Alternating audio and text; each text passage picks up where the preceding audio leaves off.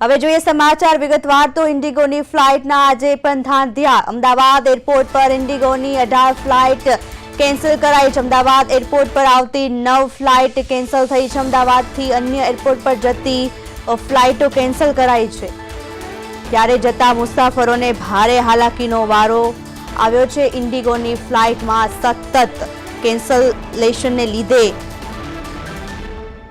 મુસાફરો પરેશાન થઈ રહ્યા છે, ત્યારે અમદાવાદથી અન્ય એરપોર્ટ પર જતી 9 જેટલી ફ્લાઇટ્સ રદ કરાઈ છે।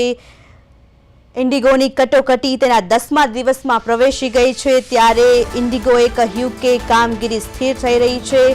ત્યારે અમદાવાદમાં 18થી વધુ બીજા એરપોર્ટ પર જતી ફ્લાઇટ્સ કેન્સલ કરાઈ છે।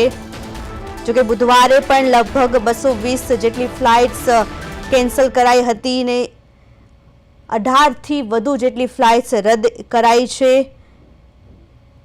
ઇન્ડિગોના ધાંધ્યા હજુ યથાવત છે। અમદાવાદમાં આવતી અને જતી અનેક ફ્લાઇટ્સ રદ કરાઈ રહી છે। અમદાવાદ એરપોર્ટ પર આવતી જતી 18 જેટલી ફ્લાઇટ્સ રદ કરાઈ છે। ઇન્ડિગોએ પોતાના એક નિવેદનમાં જણાવ્યું હતું કે 8 ડિસેમ્બરથી તેના નેટવર્કમાં તમામ સ્થળો સંપૂર્ણપણે જોડાયેલા છે અને 9 ડિસેમ્બરથી કામગીરી સ્થિર થઈ ગઈ છે।